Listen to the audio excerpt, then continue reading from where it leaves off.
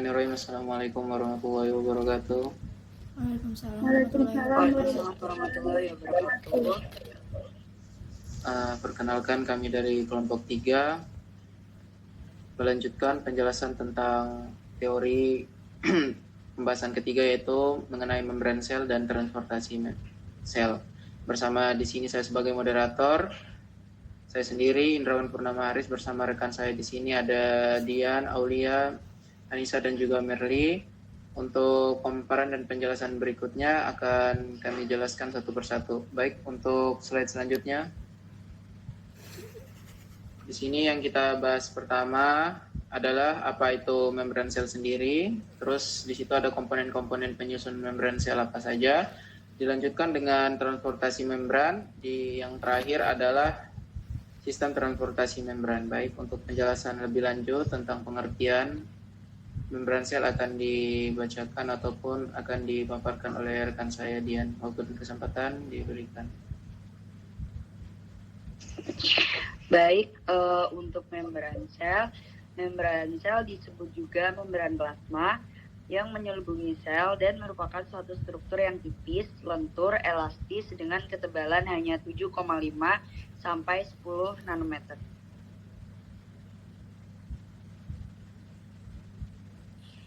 Komponen penyusun membran sel itu sendiri yaitu fosfolipid, protein, glikolipid, kolesterol, dan oligosakarida.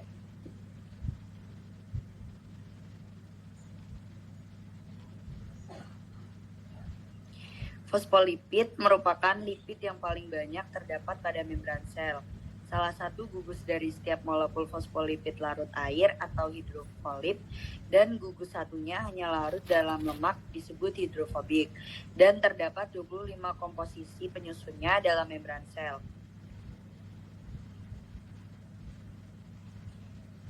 Untuk protein, Aulia.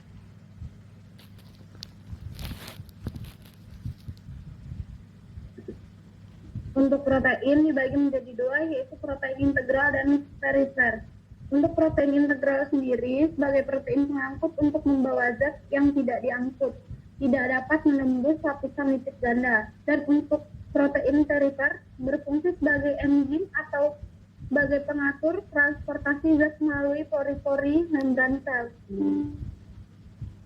Untuk glikolipid adalah kombinasi antara protein dan juga lipid yang sebagian besar protein integral merupakan glikoprotein dan kira-kira 10 molekul lipid membran merupakan glikolipid. Dilanjutkan, Anissa.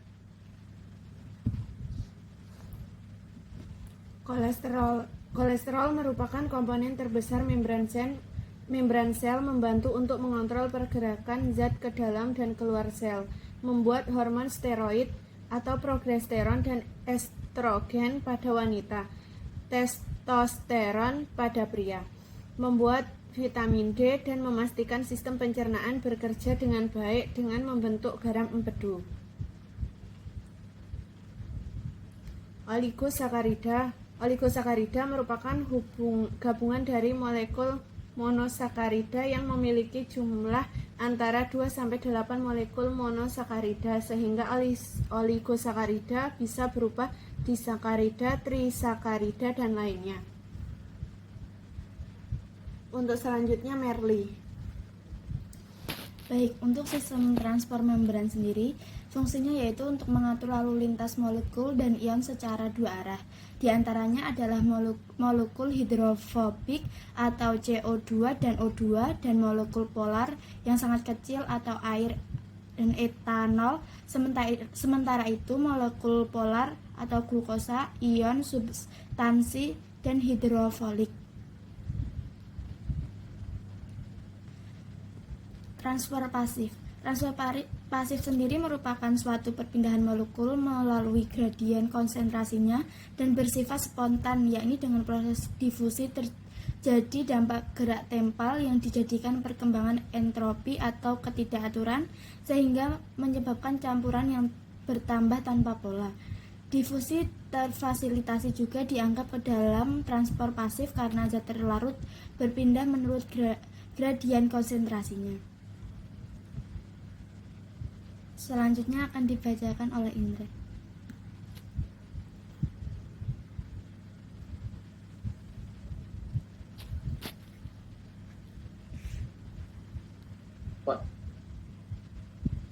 Baik, untuk contoh transfer pasif dan cairan contoh transfer pasif cairan dan glukosa. Di situ transfer pasifnya berada pada molekul yang berpindah dengan transfer pasif ialah cairan dan glukosa. Transfer pasif ditetapkan lipid bilayer dan dilanjutkan dengan transfer pasif glukosa terfasilitasi in transporter. Lalu ion polar berdiskusi dengan bantuan protein transport itu sendiri. Jadi dalam proses untuk transport pasif itu sendiri, jadi di sini memerlukan bantuan itu berupa tadi glukosa yang terfasilitasi oleh transporter. Lalu ion polar yang berdiskusi tadi atau dikurangkan tadi akan dibantu juga dengan protein transport. Baik, next slide. Untuk transport pasif sendiri pertama kali dikemukakan oleh Rosenberg kepada sebuah proses yang menyebabkan perpindahan substansi dari sebuah area yang memiliki potensial elektrokimiawi terus bertambah dengan rendahnya mengarah ke tempat dengan potensial yang lebih tinggi. Jadi ini dinamakan juga dengan proses osmolitas, yaitu dari potensial tinggi yang potensial rendah kepada potensial yang lebih tinggi. Contoh transport pas aktif itu yaitu memompa pertukaran natrium kalium atau NaK dalam bentuk sistem syaraf serta mekanisme kontraksi dan relaksasi sel otot, lalu terbuangnya kotoran dan sel ke darah, dilanjutkan dengan memasukkan mineral dari tanah ke salah satunya adalah pada tumbuhan, yaitu masuknya mineral dari tanah ke akar tanaman, dan salah satu contoh juga untuk manusia yaitu sitoplasma, sel darah merah manusia, dan juga di situ ada membran sel dan penyerapan glukosa di usus, yaitu yang terjadi di ileum itu sendiri. Baik. Ya, mungkin itu penjelasan dari kami kelompok 3. Jadi dari penjelasan kami, untuk ada pertanyaan ataupun mau didiskusikan lebih lanjut lagi mengenai ini, mungkin akan disampaikan dalam forum diskusi yang akan muncul setelah hasil presentasi kami. Dan lewat presentasi kami ini kami harapkan dari teman-teman juga bisa menyimak yang lebih baik lagi, dan juga tidak menutup kemungkinan untuk adanya tambahan dari teman-teman, kami harapkan juga di dalamnya. Baik, terima kasih dari kerjasama yang baik dari teman-teman sekalian.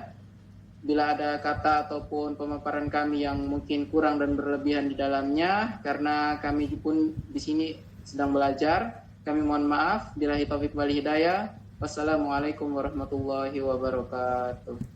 Waalaikumsalam warahmatullahi wabarakatuh.